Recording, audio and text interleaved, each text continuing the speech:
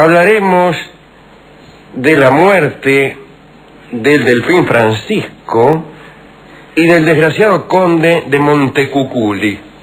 Es un episodio de la historia de Francia que ya conocemos. Es la muerte del hijo del rey Francisco I el Mayor, que se llamaba Francisco y que era el heredero del trono. Saben ustedes que finalmente fue otro hijo de Francisco, Enrique, el que logró suceder a su padre en el trono de Francia. Ahora bien, parece que el delfín Francisco era exageradamente tímido y parecía muy débil. Pero allá por el año 1535 perdió la timidez y el rey se puso muy contento. En realidad, le habían dado la noticia de que el delfín tenía una amante y esto lo llenó de orgullo a Francisco. La joven compañera del príncipe era la señorita de Lestrange, dama de honor de palacio. La había conocido en un baile campestre ahí entre los yuyos. Parece que después de algunas piezas bailadas por ahí, Francisco la hizo su amante entre las pasturas.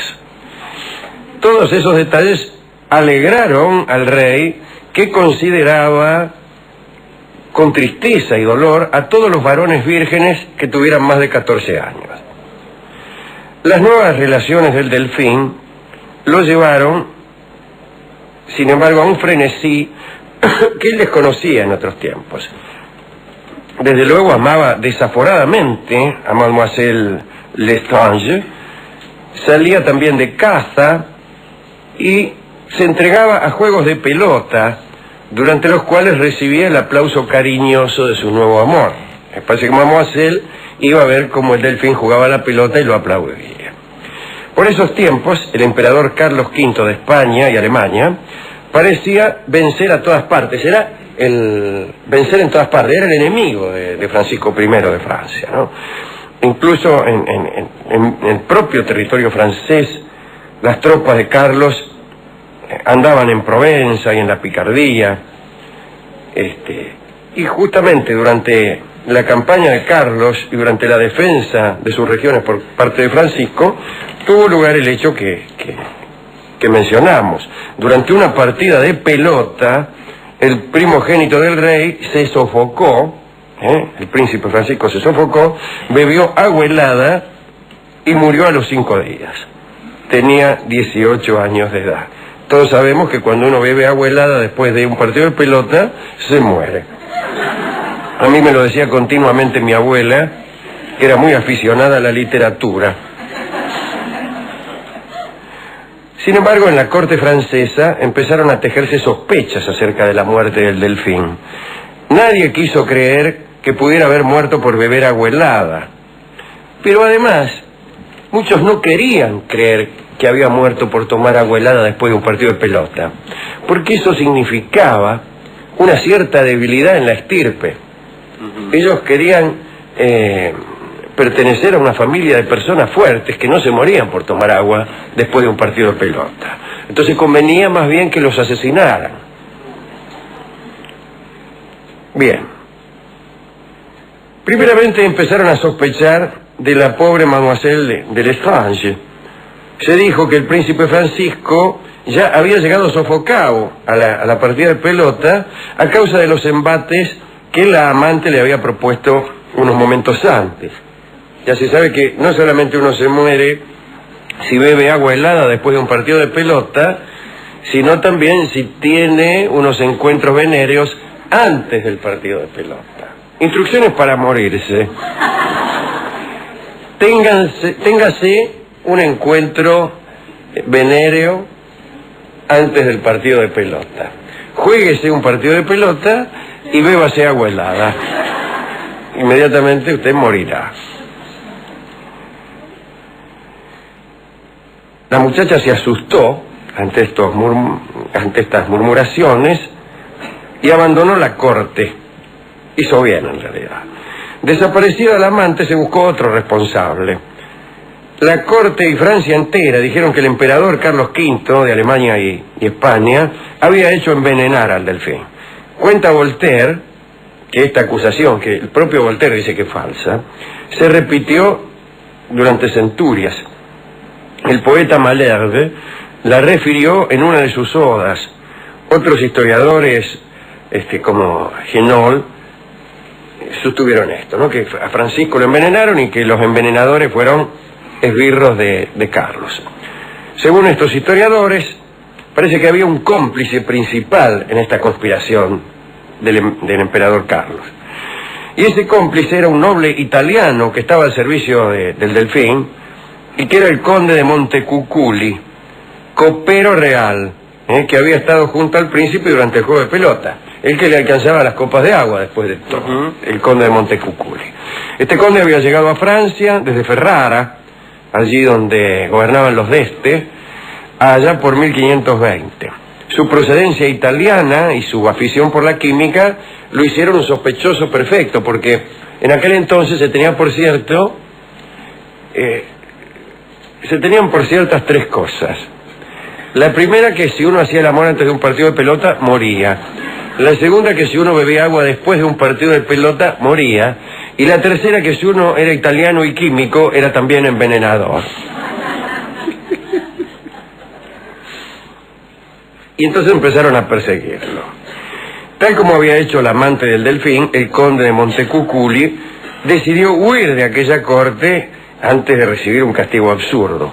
Error, porque su huida de la corte fue justamente lo que confirmó a Francisco I que su hijo había sido envenenado por alguien, en este caso por el conde. Entonces lo metieron preso a Montecuculi y empezó un juicio. Otro dato que utilizó Francisco para defender el honor de su linaje, ¿no? Y borrar de su descendencia muertes por debilidad, fue de Montecuculi. Parece que poco antes del famoso partido de pelota, el conde de Montecuculi había viajado a Ferrara. Y allí parece que se encontró nada menos que con el emperador Carlos V. Y dicen que Carlos le pidió noticias respecto a la magnificencia de la mesa del rey y respecto al orden que reinaba en aquella casa. Y allí mismo luego planearon el envenenamiento del príncipe. Eso lo aseguraron todos los hombres de Francisco. Voltaire dice que el conde de Montecuculi en realidad había ido a Ferrara a visitar a algunos parientes. El dato más contundente lo acercaron los cirujanos reales, que dijeron que el cuerpo del Delfín llevaba arsénico. Así que en el año 1536, con la presencia del rey Francisco, el conde de Montecuculi fue declarado culpable de envenenamiento y condenado a morir.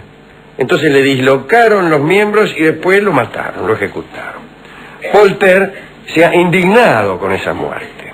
Ha escrito que los delfines no tenían coperos y que en caso de que el conde hubiera estado cerca del Delfín durante el sofocón, jamás lo pudo haber envenenado. Cuenta que el príncipe no estaba solo cuando salió sudando del juego de pelota. Si bebió arsénico, que es lo que decían los cirujanos del rey, debió haber sentido dolores horribles en su garganta y el agua que le dieron debió haber adquirido cierto color al menos sospechoso.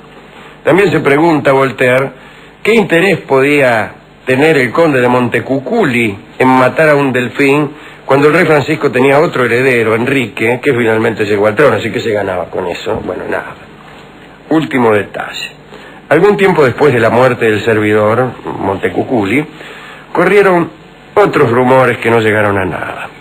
Algunos acusaron del envenenamiento a Catalina de Médicis, la esposa de Enrique, el segundo hijo que después fue rey. Dijeron que para que pudiera reinar su esposo, había mandado asesinar al primogénito, pero esas aseveraciones nunca pudieron comprobarse. Y les digo yo fuera de programa que en tal caso esta versión es bastante más razonable que la primera, porque aquí sí hay un verdadero interés. Sí, claro. El interés de la mujer del segundo hijo en que muera el primero. Hay un motivo, ¿no? Y hay un motivo. Y hay otra cosa. Digo yo, después de haber admitido como postulado que todo italiano químico era envenenador.